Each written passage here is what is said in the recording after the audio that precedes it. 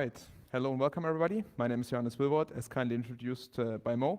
And today I'm presenting to you Cracking the Final Frontier, Reverse Engineering and Exploiting Low Earth Orbit Satellites. If we could, yes, perfect. So quick introduction about me, so that you know who's talking to you about satellite stuff. I'm a satellite and space system security researcher. I'm a doctoral student at the Ruhr University Bochum in Germany. I'm a co-founder of the SpaceX workshop. That's a new academic workshop on satellite security that was previously co-located with NDSS. And I was previously a visiting researcher at AMA Swiss in Switzerland at the Cyber Defense Campus. And I did some more satellite security research there, more focused on user segment modems, not so much on satellites itself. And basically everything that you will be hearing in the talk is based on a research paper that we recently published at the IEEE Symposium on Security and Privacy. It's called Space Odyssey, an experimental security analysis of satellites. So if you want to get more information, for example, on more satellites, because the talk will be about one satellite, and in total we analyzed 3 satellites, feel free to read the paper. It also won a distinguished paper award, if that helps you read the paper. And with that, let's go to the actual talk. So why are satellites even an interesting topic? So satellites and satellite services have become a pretty vital part of our modern lives. Starting by telecommunications for example, TV services, internet services, and also upcoming phone services that are supposed to be coming from space and not from these like large cell phone towers anymore. Global positioning services like GPS, Galileo, GLONASS, and so on that are used on basically everyone's mobile phone and shipping, on airplanes, basically everywhere. And Earth observation images that are used in mapping services for weather forecasting, for agricultural forecasting, and many more. And there are even research opportunities, scientific research opportunities for example, astronomers, and technology testing opportunities to test new stuff in space. So satellites have a pretty large area of application. And to do this, they use, well, satellites in space. And satellites can be in pretty different locations in space. And all the satellites that we will be talking in this talk are in the so-called LEO, in the low Earth orbit, which is usually from like 160 kilometers to around 2,000 kilometers. But this definition might vary on where you're reading this from. For example, ESA just says until 1,000 kilometers. And for reference, like for example, the International Space Station is around 400 kilometers, I think. And most of the LEO stuff happens between 400 and 800 kilometers. If you try to go past that with satellites and a lot further, you're gonna have big issues because you suddenly need to build a lot bigger satellites that need to withstand a lot more radiation, because in a LEO orbit you're still in like a radiation belt, and as soon as you go out there it all becomes a lot more expensive. You need more rocket fuel, you need more parts for the satellite itself. So if you want to place, for example, a GPS satellite, which are usually placed in the medium Earth orbit at around 2,000 to 35,000 kilometers, then you need a lot more money and resources to put a satellite there. Sure, you could also go up to the geostationary orbit, which is precisely at 35,786 kilometers, and it's always about like right above one specific point on Earth. That's why it's geostationary. But when you place satellites there, you come into different issues like timing. Like when you have a signal round trip time to these satellites, you're approaching 1 second of delay, which is suboptimal for many modern services. So these satellites are composed in the so-called space segment. So if you have one satellite, then the space segment is composed of a single satellite. If you have more satellites like a constellation like Starlink or OneWeb, then you have multiple satellites, and all of these satellites are connected via an inter-satellite link. The satellite that we will be looking at is, for example, a 3U CubeSat from ESA, and it's actually rather small with just 10 by 35 by 10 centimeters. And this is also many of the newer satellites that are the so-called new space era are in basically this format. So they're really small. They're not these gigantic satellites anymore that you might have seen on the news or in previous times. And these satellites are controlled by the so-called ground segment. So the ground segment is composed of a crew of operators that actually control the entire space segment and the satellite service itself. So the ground segment has like the dual use of one upcasting command and control traffic, but also the actual user segment service. And these ground stations can be pretty large, like they can be gigantic antennas of like 50 meters or whatever, but they can also be pretty small. Like this is a ground station at the Technical University of Berlin with a human for scale. and they can be just 2 meters, and the budget for these general ground stations can be as low as like 10,000, which makes it pretty interesting for attackers, since now with just around $10,000, you can already talk to low Earth orbit satellites, which is pretty interesting. And the ground segment uses the so-called space protocol, and we will be going through several of them in this talk to actually command and control the satellites. And the actual user service is received in the user segment, and the user segment is basically a collection of all devices that can receive a satellite service. So for example, your mobile phones, your TV antenna that can receive the dishes that you will put up on your roof. And these basically compose all these devices that receive a service. For example, also Starlink antenna. All right, what will be this talk about? Like, what can you expect from this talk? We're first going to introduce, or I'm going first to introduce firmware attacks on satellites. And I'm starting by explaining what satellite or firmware attacks on satellites are not, by a well-known example. And in the next step, I will be going through a system analysis of one satellite. And basically, I'm going through what the satellite can do. And I'm going through all the protocols that it can use. I'm going through the telecommand and telemetry stack. Actually, there are 2 stacks on the satellite. And I will be going through each of the parts. And I'll be showing you how a satellite works, because at the end of the day, it's rocket science, but not really rocket science. Like it's an embedded device, so not much magic going on. Then I'm doing a quick security, well, not so quick security analysis of the satellites. So I'm going to show you several issues and vulnerabilities in the code, and we'll be chaining them together to use whatever we learned from the firmware attacks in the very beginning in the security analysis to present you a live demo where I try to exploit a digital twin of a satellite here on my laptop, and you can hopefully see that if that works. And in this live demo, I'll be trying to exploit a satellite and basically patch in a new authentication mechanism so that we have a new satellite. All right, let's start with firmware attacks on satellites. What even is the concept behind that? Let's first start by what it isn't. So you probably all heard about the so-called Viasat incident that happened after the first day of Ukraine, where hackers took over parts of satellite modems, and many wind parks in, for example, northern Germany were shut down, and it was hyped as a big satellite security topic. But when you actually look in the details, it has nothing to do with what I'm presenting here. It's just the same name satellite security, but since so many people have brought it to my attention and asked about it, I thought I'll be quickly explaining this, why it's not that.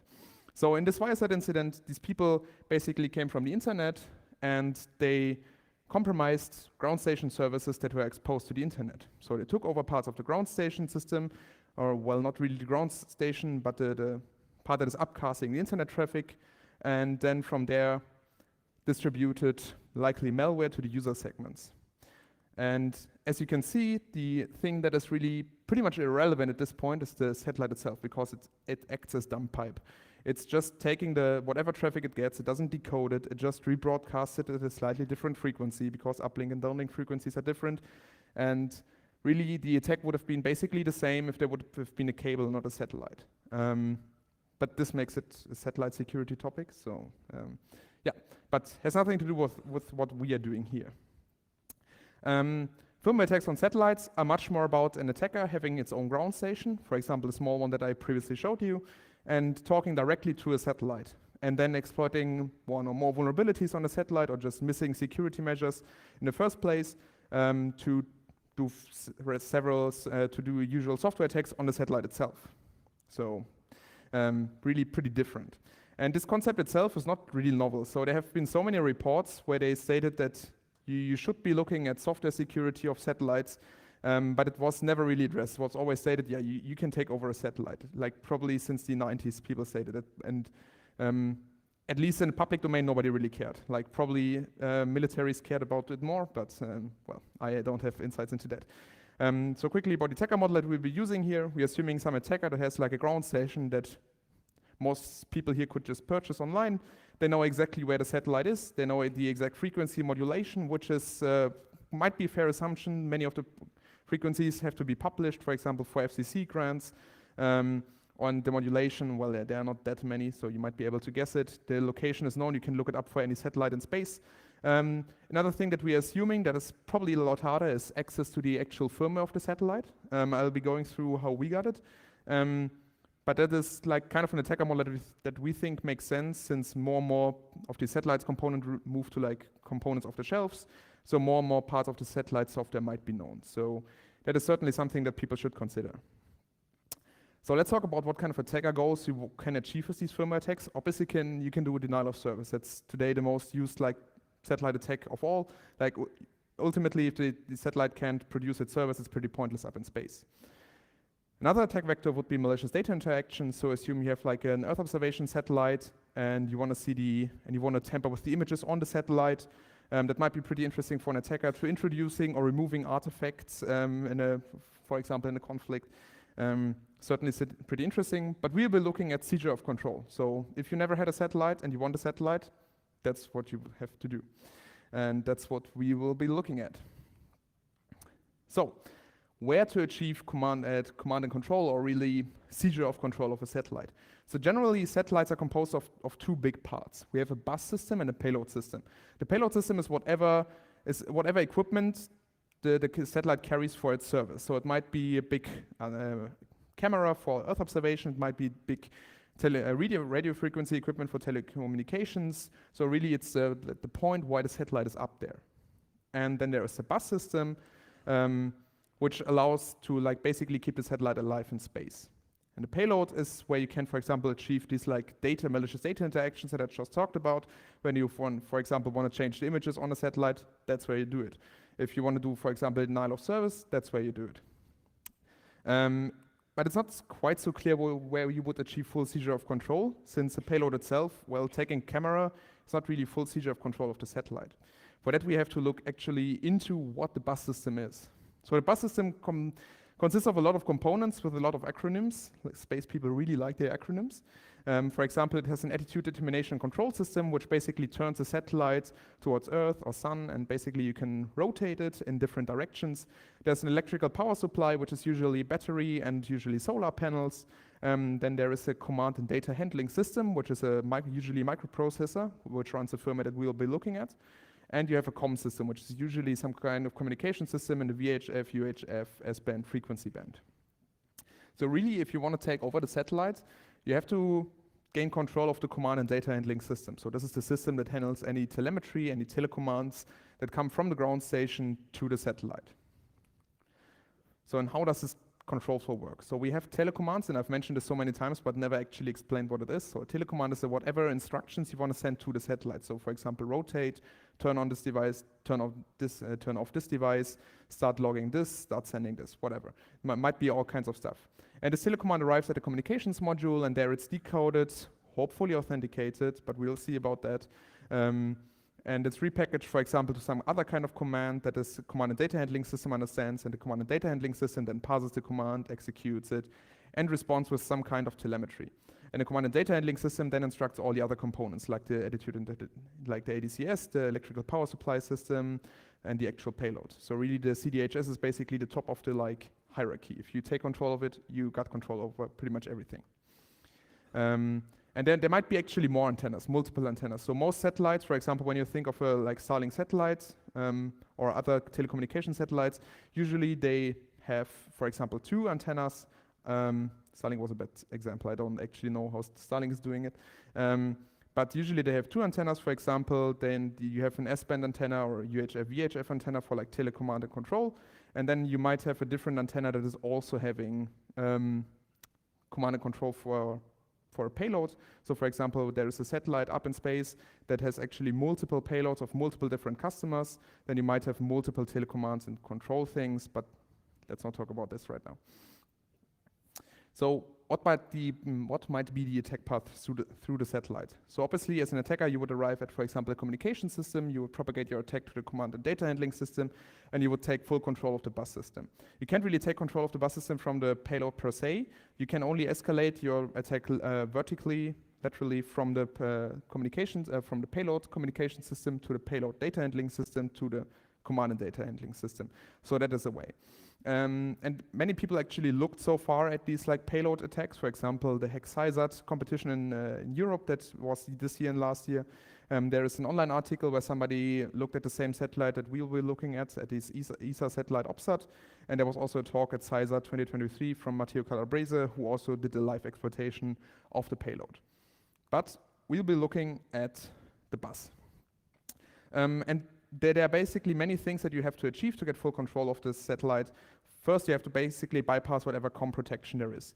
And the first thing and the easiest might be if there is just missing access control at all. Far more common than you might think. There might be just insecure and super outdated protocols because many of these satellites are pretty old, or because they use pretty outdated components for whatever reasons. The crypto might be outdated, there might be timing side channels, also many things to bypass this COM protection. The next steps, you want to basically deploy whatever payload you have on your command and data handling system. You could say the easiest thing would be, well, do a firmware update if you already can execute any command. But that's actually not so easy for several reasons. First, the image, might be signed. Not so much of an issue maybe, but you have really slow upload sometimes. Many of the satellites just have a VHF or UHF link. So this is around 9 kilobytes per second. And your time window, because before the satellite crosses the horizon again, is around 10 minutes. So you have 10 minutes to upload your stuff. And if you have like a multi-megabyte image, make your calculations. That might take some time. Actually, it might take days or even weeks for people to upload new images. Also, like building a full new working firmware images for like a device that has 20 peripherals and 5 redundancies of everything is not super easy. And it's hard on Earth. And if you try to do on some random people's satellite in space, that might not be the way to success. So what else we can do is, for example, find dangerous telecommands that try to do stuff that you're not supposed to do, like writing memory, or you find vulnerable telecommands that just have an outright vulnerability, which is what we will be doing here. And finally, at the bus itself, you have to hijack the bus control flow and gain full bus privileges, stuff you all probably know. And if you do all that, then you got yourself a new satellite.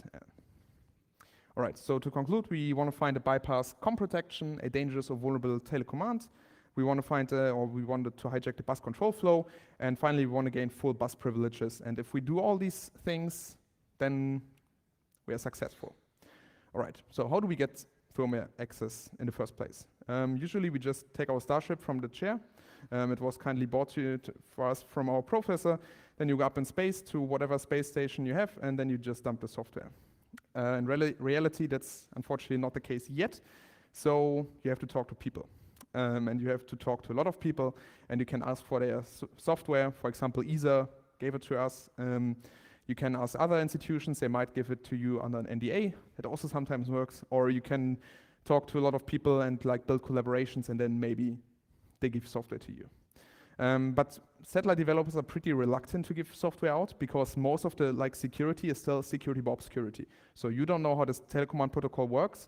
So that's why you can't access the satellite. It's not encryption, it's not authentication, it's you don't know how it works, so you can't do it. So these people are usually pretty reluctant to giving out software. And it's even harder if you try to publish it like we did. But that's the only way you can really do, unless you have super fancy spy satellites that I don't know of. Okay, so what was our approach? We did usually, or on all 3 images that we looked at, we did a manual reverse engineering. We looked at the underlying system design. We found some pretty rare target architectures, like for example AVR32, which will be the main or some part of this talk. There are many new protocols that I've never seen before that I had to look up, and redundancies also make stuff pretty nasty. We did a manual vulnerability analysis, so we went through the telecommand data paths. We're looking for missing security measures. We were looking at dangerous TC actions, so if you can write any memory that is like intended to be as an action. And we were looking for like low-hanging fruits, like malicious mem copies, string copies with an out size field, whatever. And we also did some automated fuzz testing. There was a problem. Well, there's maybe just not even an emulator for whatever architecture we're looking at, but more about that at TyphoonCon, because there will be a talk about fuzzing the same satellites. All right, so let's jump into the system analysis of ESA's OPSAT. So ESA's OPSAT is an experimental satellite that is operated by ESA, and it's pretty much open for research. So everybody here can basically go on GitHub, download their like Java framework, and write an experiment in it. And then you can send it to ESA with like a small piece of paper, what you want to do, and then they might upload it after a code review onto the satellite. And it has a lot of peripherals, like it has an S-band antenna, X-band, SDR, optical receiver, camera, and like dozens of other stuff. And the payload itself is like an ARM-based Linux plus an FPGA, not the bus, that's something different. And it was launched in 2019. And the system chart basically looks like this. We have in the upper part the bus system that I have mentioned several times now already. So we have the communication system, command and data handling system, and so on. And we also have a GPS system. And then the lower part is the payload, so really what the satellite is supposed to do in space. We have this X-band, S-band, and so on. All right, so next, let's jump into the actual system chart of the whole thing. So this is basically the chart of from antenna to antenna, from receiving a telecommand to processing it, to emitting telemetry, to sending it back to Earth. So we will be going through most of these parts, so don't worry, you don't have to read this right now. But you can already see we have basically two main telecommand and command and control channel path, let's say it like that, two stacks. The upper path and the lower path, and we will be going through each of the components now. All right, so we start with the upper part.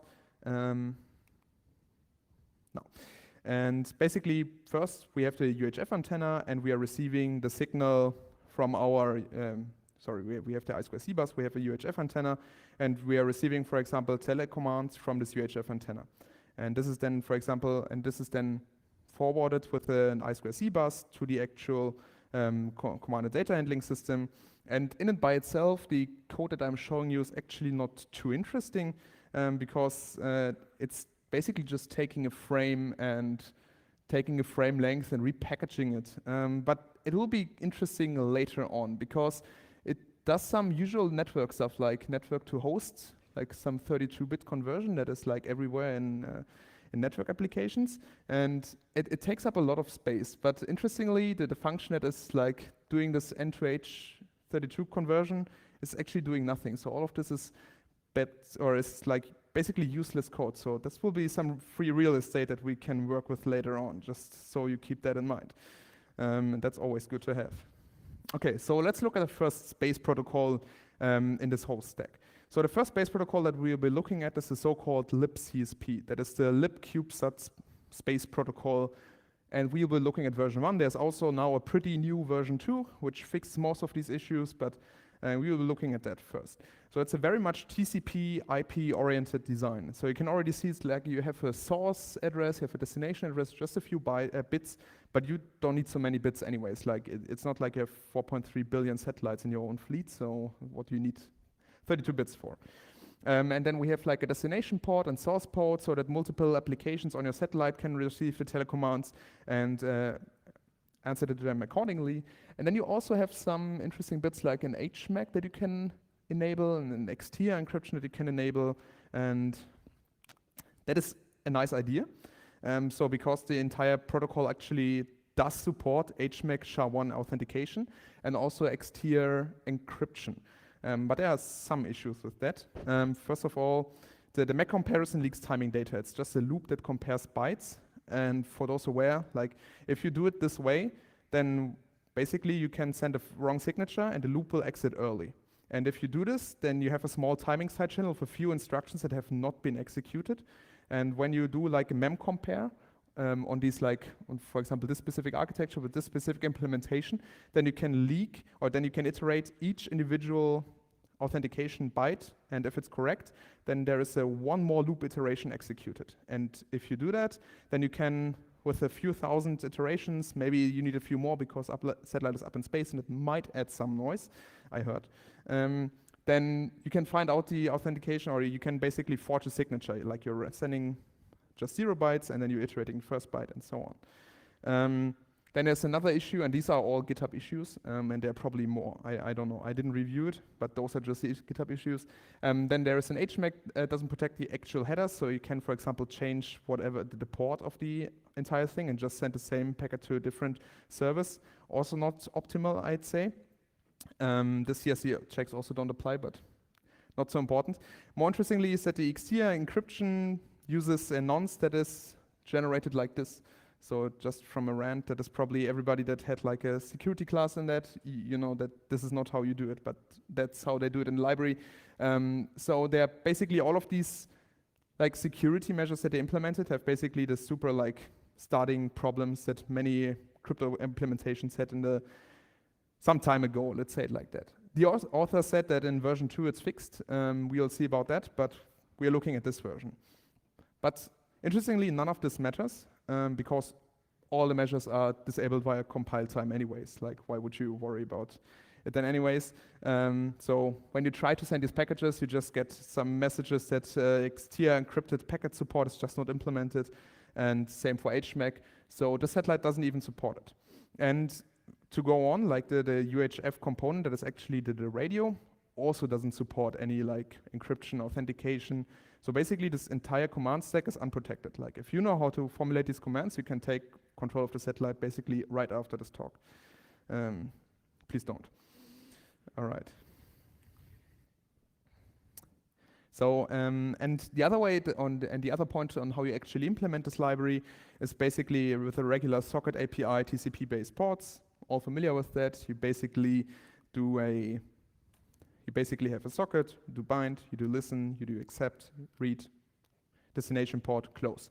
Pretty standard stuff, but that's exactly how you do it on a satellite, for example, for this specific library. Pretty interesting and makes the code reading pretty straightforward as well. Can recommend.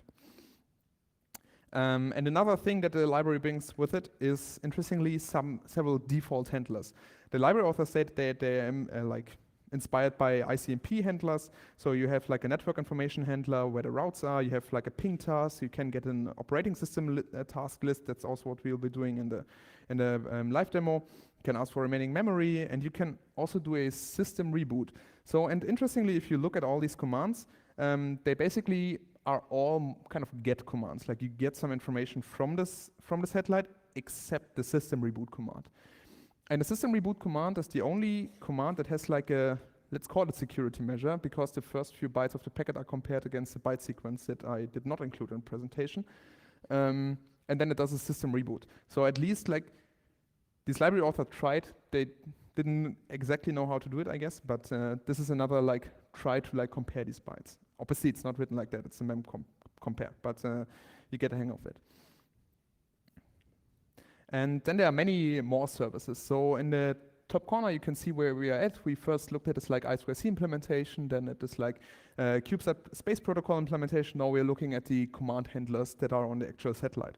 So you have like a central service where there's like the CSP's default services, and you have like a parameter service. So these satellites usually have like a pretty big parameter database of like tens of thousands of parameters, so that you can upload or that you can basically update at any time. For example, when they have temperature sensors, they're just loading this into this database, and you can read it from there. And then there's also a interesting CSP processed received SPP function. And what this does is it basically redirects the packet to the lower command stack that we'll be looking at afterwards. And then we also have this thing. This is the ADCS server, so the attitude determination control server. So this controls this like thing that rotates the satellite. So you have thing like you can set a different mode. You can, for example, turn on the GPS. You can set the like ADCS wheel position. So these like the turning in space works with some wheel and some physical magic. And when you take a closer look at these, basically all they're doing is like byte parsing. So pretty like straightforward, like taking a few bytes from the packet and then the next byte. So like this really raw byte parsing. And this will be important later on, but just some observation. And finally, when you want to send a response back to Earth, you're really just doing CSP send. So same as in the Linux API, as I said, like socket, bind, listen, whatever, and there's also a send. And that's basically all you do to like respond in time to a telecommand packet in this upper stack that we just talked about. And now we're going through the lower stack, which is quite different. For example, we are looking first at the like telecommand processing, and then afterwards at the telemetry imitation process. So first of all, this stack uses an S-band antenna and signals from the experimenter. So from the experimenter in your Java application, you can send telecommand requests to this to the actual bus system to find out what is the time, where are you at, how many battery time is left. So you can send telecommands from this like experimenter platform that is untrusted to this system. And it's also receiving commands from this S-band antenna. And interestingly, we have like we have a CAN bus here, not the I2C bus anymore. And probably many here are familiar with how a CAN bus works. Basically, you can send a start package, and then you start a new, this is not supposed to appear yet. And then you basically start a new like frame transmission. You send the first frame, and this frame is then added to this like data global RX data. So you copy it in, and then you update the size. And then you can send a continuation packet. So you just also copy this into this like data global RX data buffer. And you can do this any number of times until you send a frame time or frame type end thing. It's also copied in there. And then there's some flag set that the telecommand is complete. And what is missing there is basically checking that it's only 1,000 bytes, because that's how many bytes are in this buffer global 1, which is like this data global RX data thing points to this buffer global. And you can send from this like payload thing however many packets you want. Also more than the 1,000 byte that you're supposed to send. And then you can start overwriting, for example, this like SPP buffer. Sounds pretty interesting. Or this like telecommand packet buffer if you send enough bytes. That's certainly pretty helpful. Nobody probably thought of that somebody might send bigger packets than you want to send in the first place. All right, let's look at the actual packet stack. And this is going to be a little bit more difficult than this like libcsp thing from the beginning. Because this entire stack of telecommands uses this so-called CCSDS protocol stack. That is a protocol stack that is basically standardized by pretty much every space agency in the world since the 80s. So there are a few protocols at this point. I never counted them, but it felt to me like dozens, like 50, 60, I'm not entirely sure. Like they basically built their own internet for all kinds of stuff. So for example, you have even protocols below this layer, and then you have like a synchronization channel coding sublayer, which already has several protocols. This is probably the smallest layer which only has 4 protocol options. So even if you just want to implement telemetry and telecommand stuff, you already have to implement 2 protocols here. And then you have the option to go into like this bigger CCSDS branch with the space packet protocol. This is SPP thing that I mentioned earlier. Or you can use internet protocols, because why not? And when you go up these layers, there are so many protocols. Like there is a special protocol for Earth observation satellites. There's a special protocol for file handling. There is a special message abstraction layer for all kinds of services that we'll be closer looking at in a few minutes. And really, they implemented so many protocols that probably nobody really has an idea anymore how many protocols there even are. And one security protocol, one. And be going through this in a moment as well. For us, it's only interesting this like space packet protocol and this message abstraction layer. And we are starting with the like space packet protocol. So if anybody here will ever have anything to do with satellites, there is a pretty good chance that you will encounter this protocol. Like I can almost guarantee you. The space packet protocol is actually a rather simple structure. You have like a primary header, you have an optional secondary header, and then some user data. Pretty straightforward. And then the primary header extends to like a packet version number, which is at this point not really a version number anymore, I'm not sure.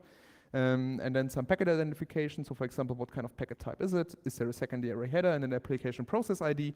So for example, you might have multiple services on a satellite.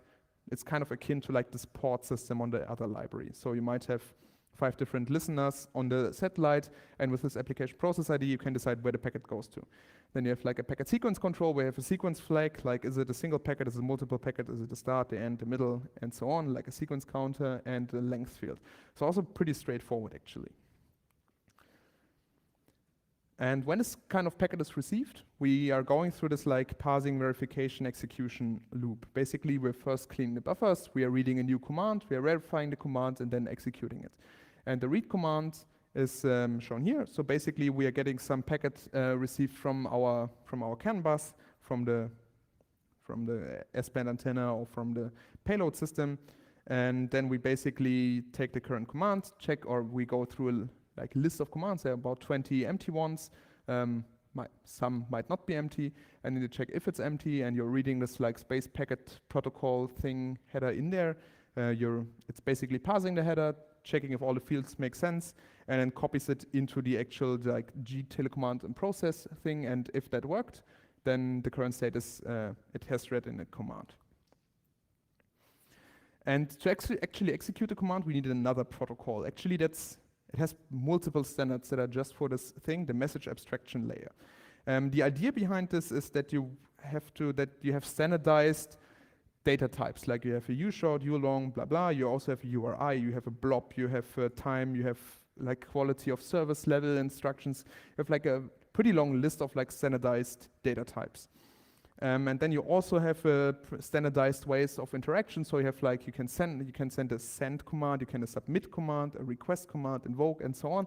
So basically the idea is that they wanted to like standardize all the interactions so they can build basically on a like foundation of telecommands. And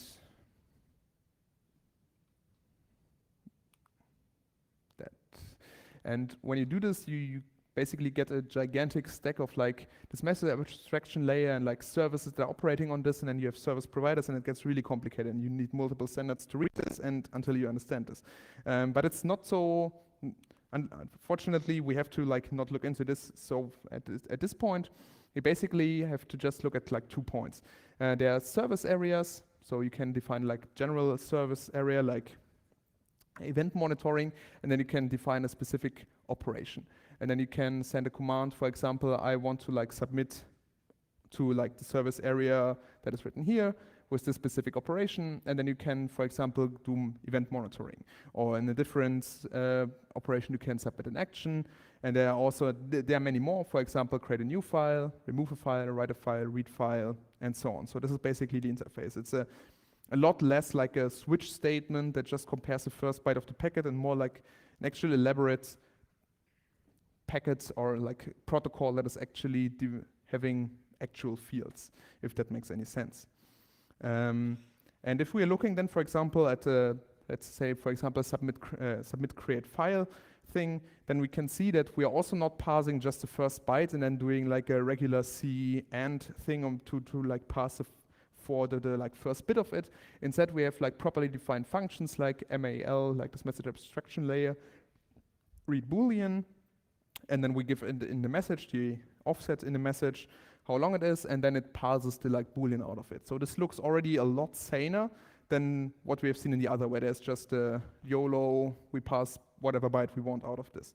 And with that, they also continue, like you can read a string, and then if you have the string, you can actually have like a nice length field, and it looks actually quite sane. And in this specific example, for example, we see that we are first getting a Boolean. Do we want to get, for example, an acceptance report? And in this case, we emitted a telemetry packet that acknowledges that we have received the command and we are working on it.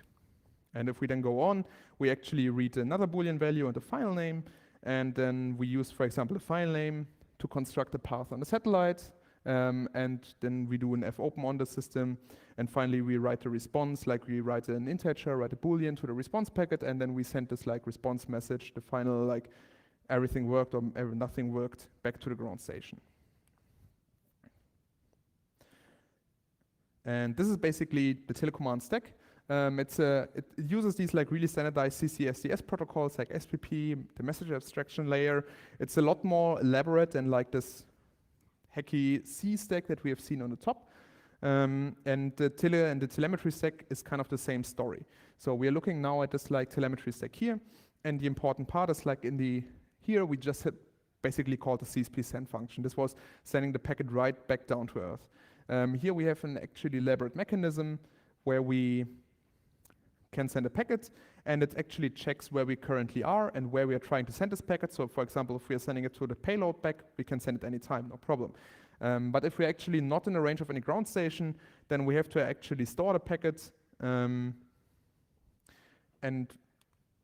Where is it? There we are. Then we can actually store the packet. For example, we do the send packet, and then we can, for example, see that we want to add it to the live store, which is basically just a short-term buffer for like a few seconds, for example, if you're sending many packets, but they're all linked down to Earth right at this time. Or you can send it to like a packet store, and then it saves it on a flash memory until it's in range for a new telemetry submission again. Because these satellites usually, since they are so close to Earth, they always just see a very small part of the Earth. So that also means that you're not always in range of a ground station.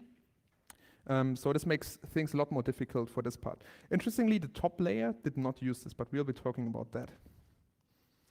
All right, so this is the telemetry part. Like it's a lot more elaborate with its like online and offline storage, and this has a reason.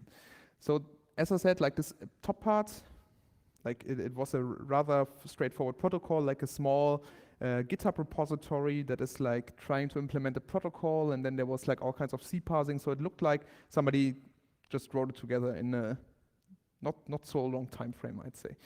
And then it's like lower part looks a lot more elaborate, like it has a mechanism to check where you are. Can you actually emit a packet now? Do I have to save it? And it implemented this like super standardized thing that is like probably 10 times the code to achieve the same thing, which is pretty interesting. So why is this the case that we have these two different stacks? And keep in mind, like this, that the top stack, this one, was able to send packets down to this stack, but not the other way around. So this top stack also offers a lot more telecommands than the bottom stack. So from a command and control perspective, this offers a lot more functionality, even though this stack is a lot more elaborate, which is kind of counterintuitive. Like why would your like secondary command and control channel be the elaborate one and the like main channel the hacky one? And this actually has an interesting reason. So this like CSP stack, the upper stack, is used by the actual operators. It's all used to operate the satellites, and these operators have their ground station in one specific location, though I would assume that ESA is more than one specific location. So when these operators send some telecommands to the satellite, then it's right and above the ground station. That means that when the satellite responds to this very telecommand, it's still usually in the range of this like ground station that it was talking to. It's just a 10 to 20 minute time window, but still, well, like they send this command and they are still in the range of this ground station, so you can still receive this package. But it's a different story for this lower stack, the like space protocol stack. There, the traffic or the like telecommands to find out some information about the state of the satellite, they either come from the payload, so it might be at any time, or they come from experimenters. So experimenters can also place their S-band antenna somewhere and talk to the satellite themselves if ESA enabled the antenna and they are allowed to do it, but also when they're not allowed to do it.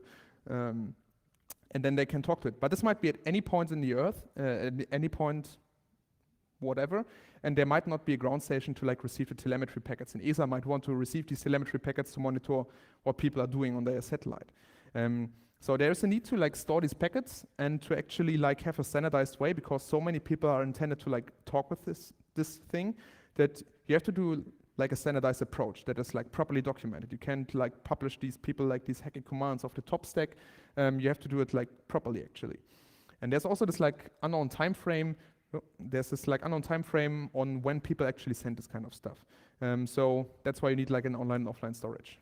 All right, let's look at the actual security analysis. So we've already seen some interesting things, and we'll be putting them together here. So just a recap, you want to find a bypass communications protection. We want to bypass the communications protection. We want to find the dangers of vulnerability C. We don't really want to do a firmware update. We want to hijack the bus control flow, and finally do like we want to take full bus privileges. All right, so let's first check where we can do our bypass communications protection.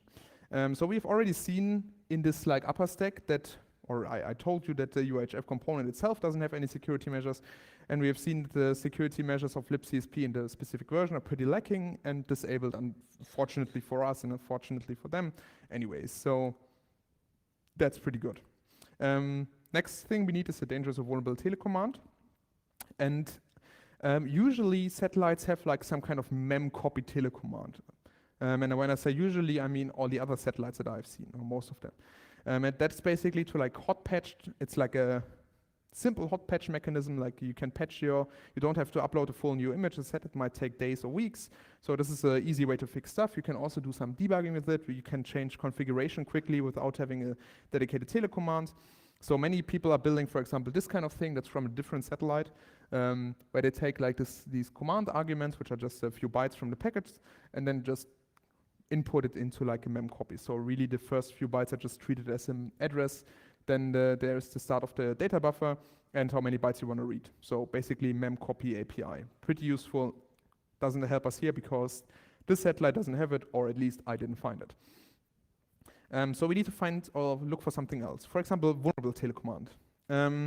Why would we be looking for this? So I already said that we have this like upper stack that can talk to the lower part, and I already elaborated that we have like this super elaborate standardized stuff in the bottom part, and it's like custom byte parsing in the top. So maybe let's have a look there.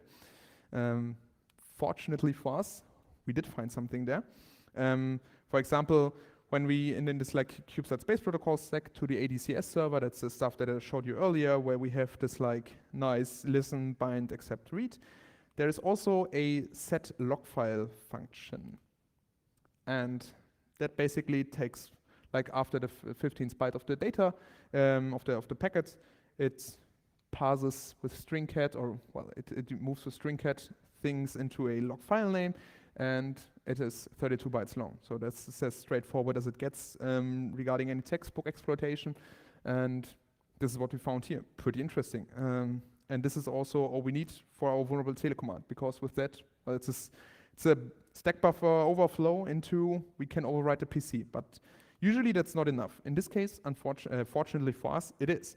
Because the next step would be hijack bus control flow, but usually if you find this kind of vulnerability on a Linux device, this might not be the end of things because you have ASLR, not in this case. We also don't have like non-executable stacks, because why would we?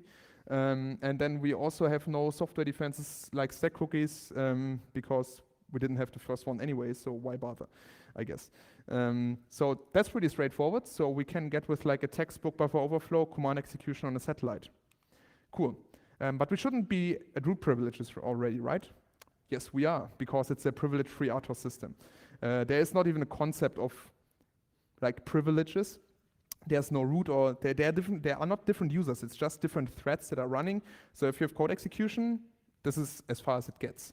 So one buffer overflow is basically enough to like seize control of the satellite in a like one packet manner. Pretty cool. All right. So how do we do this in detail? First, we have to hijack the control flow. And as I said, this is the vulnerable function. So we are, oh, sorry, that's one too far. This is the vulnerable function, and we are overriding the stack. Pretty easy, right? Unfortunately not, because this is not a function, it's a task. The difference is that a task never returns. So overriding the address of something that never returns is, well, make your guess, it doesn't return. So that's pretty unfortunate. So this buffer overflow looks like it's useless. Fortunately for us, it's not. Ooh, why is it? Yeah. So we've seen this like upper part already, and then it's construct. And after this like actual trigger of the buffer overflow, we are writing some more stuff. Like we are writing the like log data response packet. We are writing some stuff in there. We get some data, like timing data, and then we finally call a function called gs_adcs log start. And we're giving it this like corrupted buffer that has a way too long string in it. And fortunately for us, this is like basically how the function looked. Like it has a 60 byte sprint buffer, and we are just parsing an undelimited like string length string into this buffer. So we have a second buffer overflow. So because the first one was not good enough, we have a second one right after. Fortunately for us, that fixed our problem of not having a buffer overflow. Cool. All right. Next thing we need is what kind of jump address do we write into this PC? Unfortunately, I didn't find any like jump ESP that you would do in x86. So the other thing that I did was we have like this TC buffer. So basically there's like a buffer of 20 telecommands that have been received but haven't been processed yet. So we can just, for example, take the address of the first one because all the addresses are static. There's no MMU, there's no ASLR, there's nothing. So we can just take whatever static address of buffers we want. That's pretty helpful for us in this case.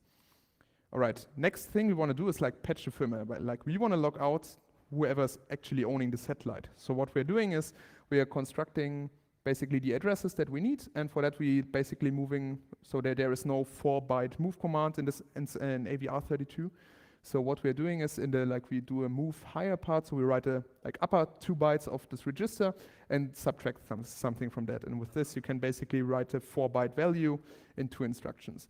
And then we set up the addresses, and then we have just a pretty normal loop that is copying everything that is coming afterwards to a specific location.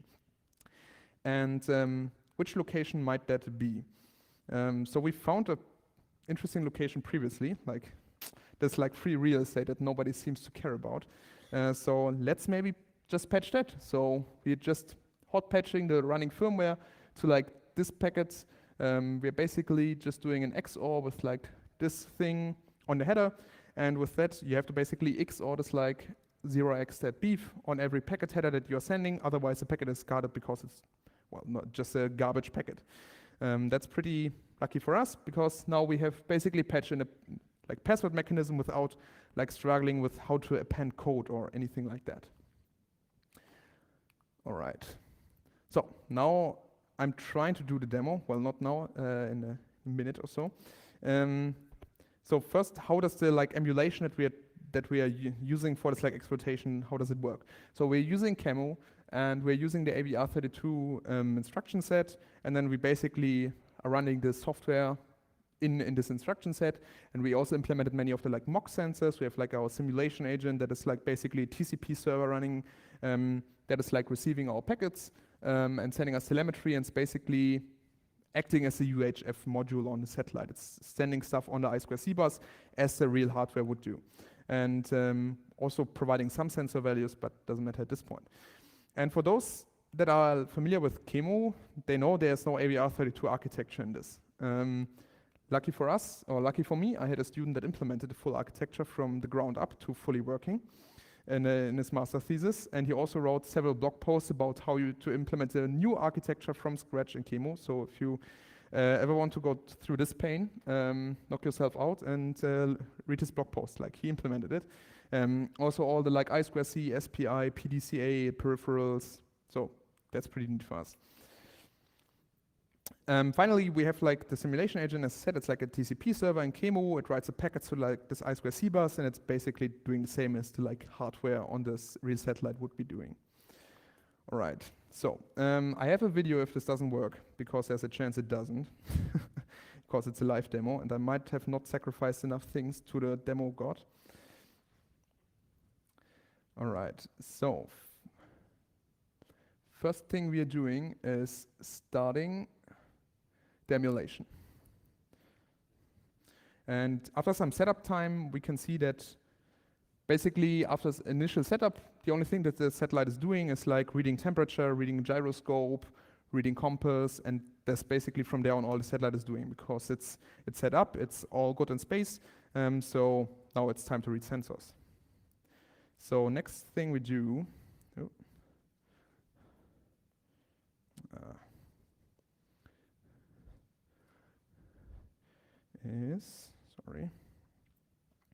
let's request a task list from the satellite just to see that everything is working. So this is a Python script that is using this TCP interface that I previously mentioned.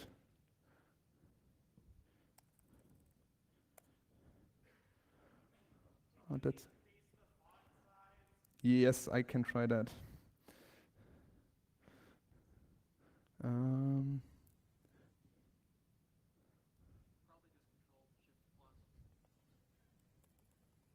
Here you go. All right. So let's try this again without this. And we're sending a command, and we've already seen in the simulation that the emulation that something was received, and we have received a task list from the satellite. So we can see that there's this ADCS task running. There's some idle task that has apparently 250% of the usage. That's because the timer is a bit bogged. We have some initialization process still running. We have a board task. We have a blinking task because an LED is blinking in space for fun. And yeah, this is basically, so this is working. All right, so let's try sending the actual exploit. Sorry, jumping too much.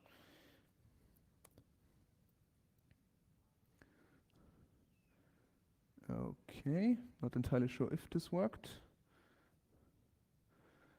It might. So So now we patched in basically this like password mechanism. And sorry, I'm jumping too much. And if we send this thing now again, like the task list, it shouldn't work because like now we should do like we should have to like add this like 0x_that_beef onto the packet header. And as we see, like it clearly received the packet and it didn't respond to it because it doesn't have the password, and it's the same like task list, but we didn't receive a response. So far so good. And if we send this task list again, but this time,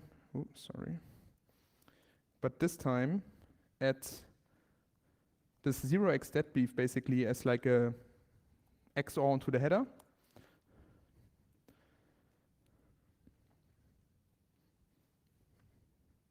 We're not receiving a response, though we should be. All right, back to the video, because the demo gods are not favorable.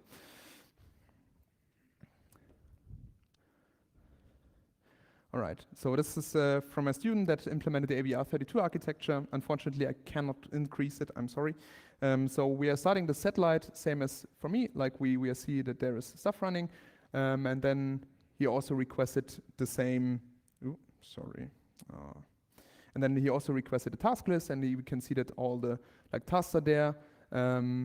If we see like a sensor board, we can see like the blinking task again, some board task. I'm not sure about that. And in the next step, he's sending the actual exploit. And this shouldn't get any big response because it's just a like set stuff on the satellite. And in his example, we can see shellcode called, some intrinsics for like that. I know that the demo is working. And then if he sends the like task list again, it doesn't work like it didn't for me because it shouldn't work. And then finally, if he adds this like 0x_that_beef, the password basically onto the header, then he receives the task list again. So this definitely does work. And in fact, ESA has approached us if we can actually do it on a satellite, so that they have a password on the satellite. That's pretty interesting. All right. So this was as straightforward as it gets. Like we are on a reverse engineering and conference, and I just showed you like a 90 style buffer overflow to overtake a satellite. Yeah, but this is the reality, and it shouldn't be that easy. So what might be interesting like exploitation scenarios in the future? So there's an issue of like cosmic radiation basically degrading all kinds of hardware in space. So in the future we might see attacks against like degraded satellites. They are like out of service, you want to take them over, but for example a flash is not really working anymore because half the regions are destroyed by cosmic radiation. Or you might see very limited time attack windows. As I said, you just have like 10 minutes before the satellite is like leaving the horizon again. Or we might be seeing like combined attacks of where you like do some kind of like sensor attack to like increase the temperature so that the satellite goes into some emergency state. So I think you can do pretty interesting stuff that is not necessarily the same on Earth. But we are not there yet. Like we still have to implement passwords and ASLR to get there. Yeah. All right. Let's talk about some lessons learned that you, I hope, maybe learned in this talk. So first of all, to recap, firmware attacks on satellites are a thing. So it's not this like Viasat incident. This was a completely different story. It's hyper-satellite security. It technically is, but it's completely independent from what we did here. I've shown you that many of the like satellite protocols lack basic security. As a satellite, the CCSDS protocol has one security protocol, but it doesn't do key exchanges. It's really just encrypting and authenticating one block of data. We've seen that, or I told you that many still rely on security by obscurity, mostly by you don't know how it works, so it's secure, which is suboptimal. We've seen this interesting like complex telecommand and telemetry pipeline, where we have this like dual command pipe or this dual pipeline for different purposes. And we've also seen that there are many missing state-of-the-art defenses, so no ASLR, no stack cookies, no whatever. And this leads to a single buffer overflow leading to remote code execution, and finally to a full satellite takeover. And really the only thing that prevents us from carrying this out is basically we need access to a ground station. We do have access to a ground station, so we could do it. It's not like there's something magical in between. And with that, I thank you for your attention.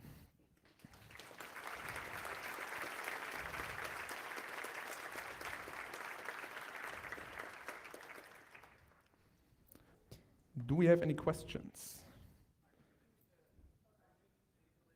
Can you get the mic?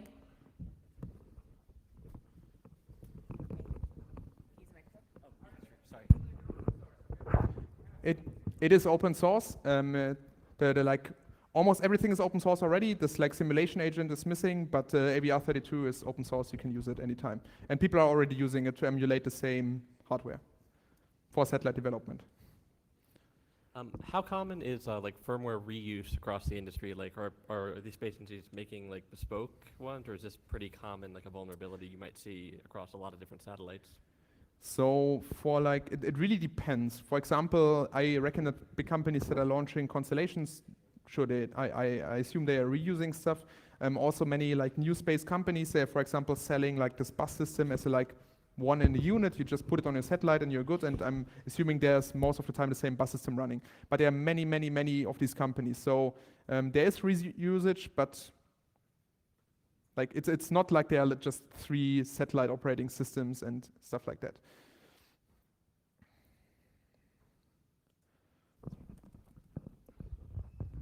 Hi. So have we hit the point where there are any like common reference implementations of these protocols, like the space protocol, or is it a situation where everyone's sort of rolling their own from scratch? Excellent question. There is, for the CCSDS stuff, there is an implementation in Java, which is awesome for satellites that are run in C. It's, I guess, more intended for ground stations, but for like, if you try to implement a satellite based on CCSDS, you will have a hard time. There is no default implementation.